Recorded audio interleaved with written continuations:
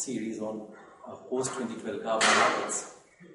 Today we have with us a very knowledgeable person who can really tell us a lot more things, and I think all of you want to hear what China is doing in the global arena on climate change. I have with me Dr. Tang. Welcome, Dr. Tang. Dr. Tang is currently working at the Tianjin Climate Exchange, which is based in Tianjin. They also have an office in Beijing. Dr. Tang did his undergraduate from Columbia University in the US, and then further studies at the Harvard University. So, he's a pretty well-traveled and international person.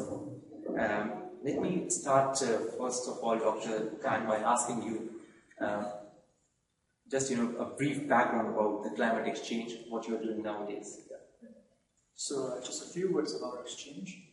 The Tianjin Climate Exchange was established in September 2008 as a joint venture of several parties. Currently, we have two shareholders. Our controlling shareholder is CNPC, China National Petroleum Corporation, which is the biggest oil company in China. And we also have Tianjin Property Rights Exchange and the exchanges of other shareholders. We are based in Tianjin, but we have a Beijing office as well, so that it's easier for clients and interested parties to come talk to us. Our exchange is established with the mission of exploring the use of the market to address environmental issues. So we aim at building a market for carbon trading, also markets for the trading of major pollutants in China. Apart from that, we also offer comprehensive services to facilitate the development of clean development mechanism projects and energy performance contracting projects. Wow, okay, so that's that's quite a lot of work, I must admit, and it's amazing. These great initiatives are happening in Tianjin. And I think the audience definitely value these things. What we will do is we'll break the interview into three separate discussion topics. And let us start first by discussing about the global climate change policy, and then we will move on to the domestic trading schemes which are being discussed. And finally, I'd like to have your views on the aviation trading scheme, which the Europeans are planning to launch. So so let's start with the climate policy angle first. And really, the first question I think which will come to anyone's mind is there a plan B if there is no global deal? Well, I think we can approach this question in the following way. China has committed to a national target to reduce its carbon intensity by 40 to 45% by the year 2020, calculating from the baseline year of 2005. And it's a very solemn commitment announced to the entire world in 2009. Now, to achieve that target, the Chinese government is resolved in employing a number of policy instruments, including the market. That's why it's very clear that we have the responsibility to develop a carbon market domestically in China during the next few years. And we explore also other mechanisms to help achieve this national target. It's something that the Chinese government will do, or I would say that China will do as a responsible country, quite independently of what the talks in Durban will come out. But of course, if there be progress in international negotiations, there will be a plus, very strong. And then on that point, you mentioned that China, being one of the responsible countries in the world, is going to pursue the path of low carbon development, regardless of what will happen in the global climate change debate. One question is, what are the drivers for China to engage in this low carbon development? Well, there are a number of reasons. First of all, China is a responsible country. As early as 1992, we accepted the common and differentiated responsibility principle of interest, we honor it. And we not only honor it, we act under its guidance.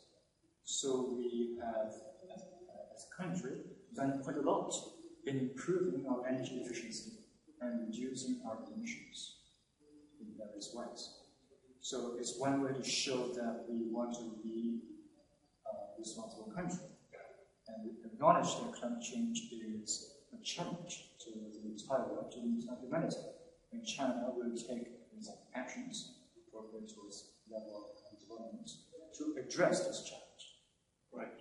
Apart from that, I also believe that it is China's, I would say, plan to transform its economic structure by way of developing low-carbon economy. Because the development of the low-carbon economy will have to take into consideration the energy structure of this country.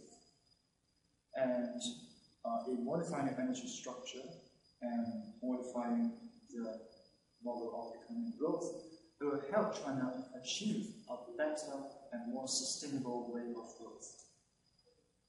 Stability in growth in China is conducive to global growth. There's another way to show that China is intent on shouldering its responsibilities for the benefits of the entire world. Right, right. And I think they are very fair points. And I think the domestic drivers are so strong, for development, in a low carbon fashion, and that which bodes well for not just for China but basically the global economy. Yeah. Right.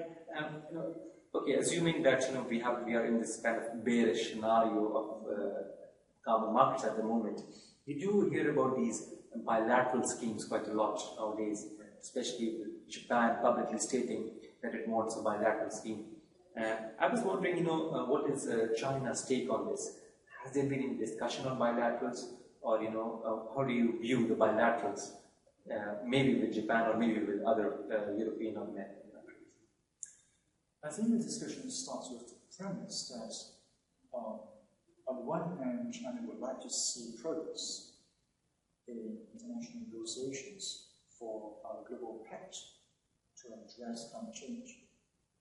But at the same time, also on the other hand, it seems less likely these days to have a global pact, at least in talks and doing. So, exploring possibilities in setting up bilateral mechanisms as linkages of regional common markets is something that is both in the interest of the world and in the interest of this country. I would say that it is helpful to explore various possibilities when the main route seems to be less than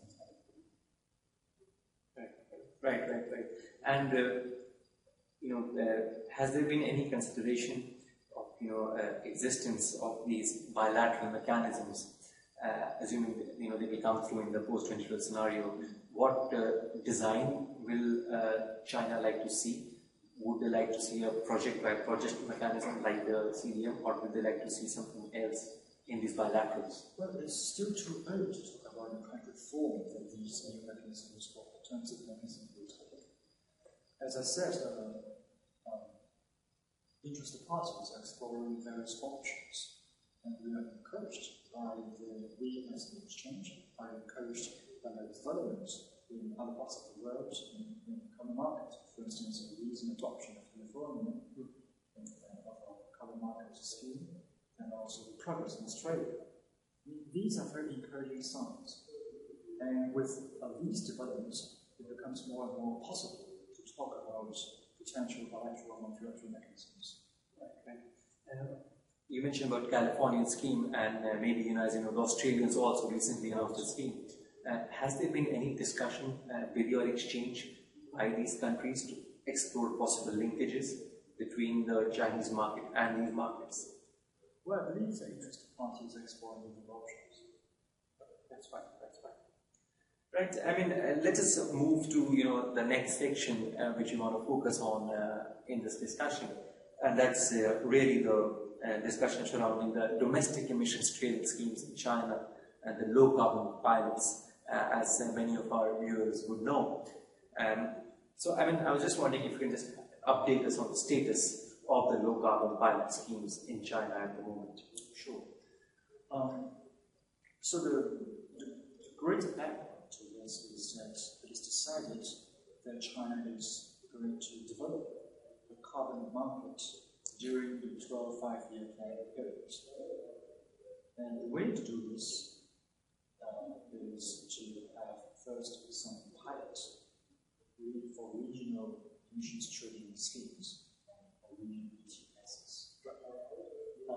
It's announced in April this year that there will be 6 such pilots in China: Tianjin, Beijing, Shanghai, Guangdong, Chongqing, and Hubei. So these pilots are asked by the authorities to develop regional emissions trading schemes that befit their local peculiarities, but still within a framework. Because eventually the goal is to have these various local, regional pilots to merge into a national market. It would be easier to have this merging if the pilots are developed in such a way that they take into consideration this eventual merging.